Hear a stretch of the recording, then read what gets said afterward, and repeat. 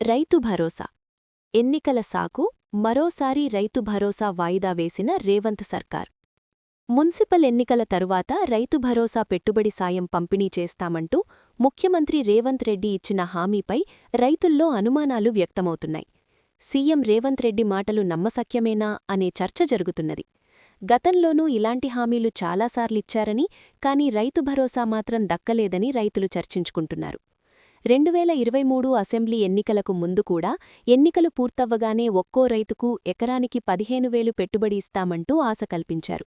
తీరా ఎన్నికలు నవంబర్లో పూర్తయ్యి డిసెంబర్లో కొత్త ప్రభుత్వం ఏర్పడితే మే నెలలో రైతు భరోసా వేశారు.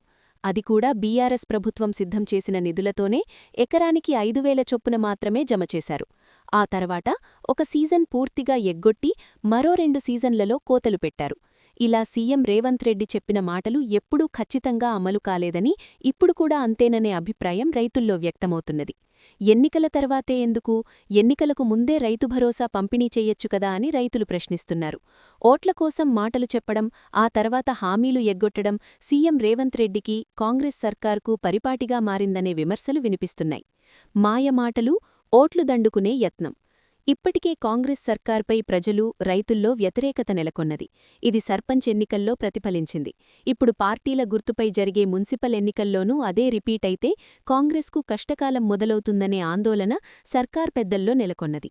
ఈ నేపథ్యంలోనే మున్సిపల్ ఎన్నికల గండం గట్టేందుకు మాయమాటలతో ఓట్లు దండుకునే ప్రయత్నం చేస్తున్నాలనే విమర్శలొస్తున్నాయి. మున్సిపాలిటీల్లోనూ భూములుగల రైతులు భారీ సంఖ్యలో ఉంటారు.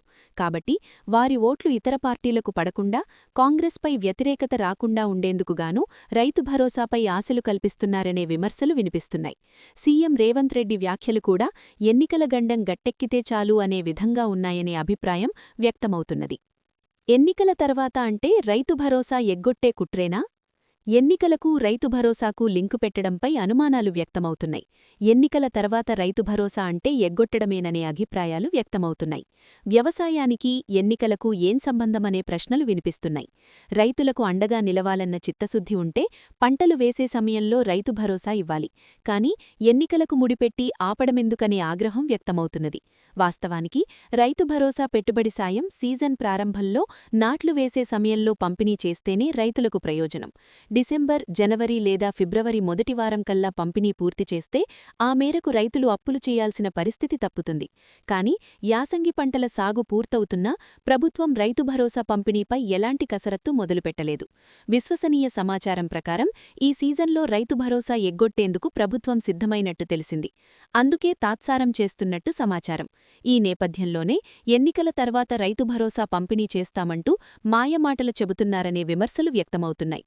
కాంగ్రెస్ సర్కార్ అధికారంలోకి వచ్చిన తర్వాత రైతు భరోసా ఎప్పుడు వస్తుందో, ఎవరికి వస్తుందో, ఎంత వస్తుందో తెలియని పరిస్థితి నెలకొన్నది. కాంగ్రెస్ అధికారంలోకి వచ్చిన కొత్తలో యాసంగి భరోసాను జనవరిలో ఇవ్వాల్సింది మేలో జమ చేసింది. ఆ తర్వాత వానకాలం రైతు భరోసాను పూర్తిగా ఎగ్గొట్టింది. ఆ తర్వాత యాసంగిలో 3 ఎకరాల వరకు ఉన్న రైతులకు మాత్రమే పంపిణీ చేసి మిగిలిన వారికి ఎగనామం పెట్టింది. ఒకే ఒక్కసారి గత వానకాలంలో రైతులందరికీ సమయానికి పంపిణీ చేసింది. 9 రోజుల్లోనే పూర్తి చేశామని ఘనంగా ప్రకటించుకున్నది. కాని ఈ యాసంగిలో కథ మళ్లీ మొదటికి వచ్చింది.